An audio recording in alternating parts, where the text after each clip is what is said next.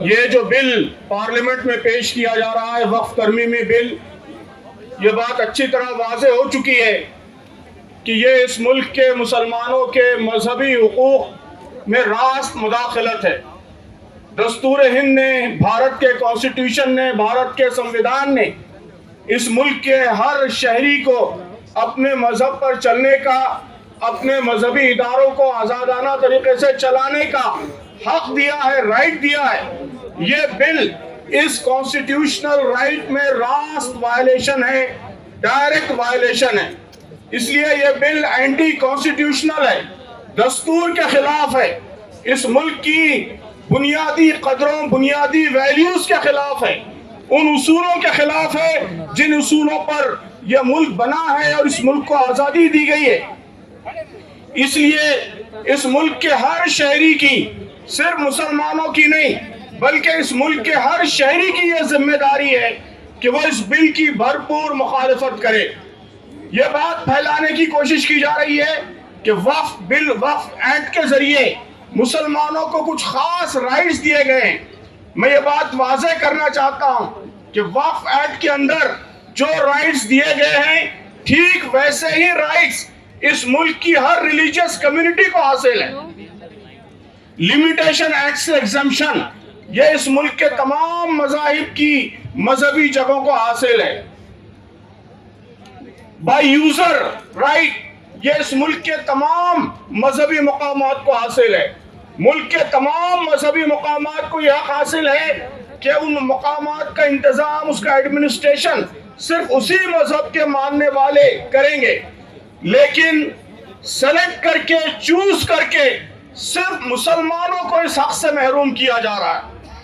یہ بات ہم پر بھی اچھی طرح واضح رہنی چاہیے اور میڈیا کو بھی یہ بات ملک کی عوام کے سامنے لانا چاہیے کہ جو حقوق اس ملک کے تمام مذہبی حقوق کو حاصل ہیں، صرف مسلمانوں کو ان حقوق سے محروم کرنے کی یہ سازش ہے، یہ کانسپریسی ہے۔ اس لیے اس بل کی بھرپور مخالفت ہونی چاہیے۔ کہا جا رہا ہے کہ یہ بل وقف کے ایڈمنسٹریشن کو بہتر بنانے کے لیے کیا جا رہا ہے۔ ہمیں پوچھنا چاہیے، میڈیا کو پوچھنا چاہیے، ایم پیز کو پوچھنا چاہیے، کرن رجیجو صاحب سے اور گورنمنٹ سے پوچھنا چاہیے کہ آپ بتائیے کہ اس بل میں ایسا ایک سنگل پروویژن کون سا ہے جس سے وقف کا ایڈمنسٹریشن بہتر ہوگا۔ لمیٹیشن سے ایگزم کرنے سے وقف کا ایڈمنسٹریشن کیسے بہتر ہوگا؟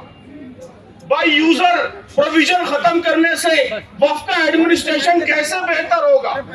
تو یہ ملک کی عوام کو بیوقوف بنایا جا رہا ہے کہ وقف کے ایڈمنسٹریشن کو بہتر بنانے کے لیے بل لایا جا رہا ہے۔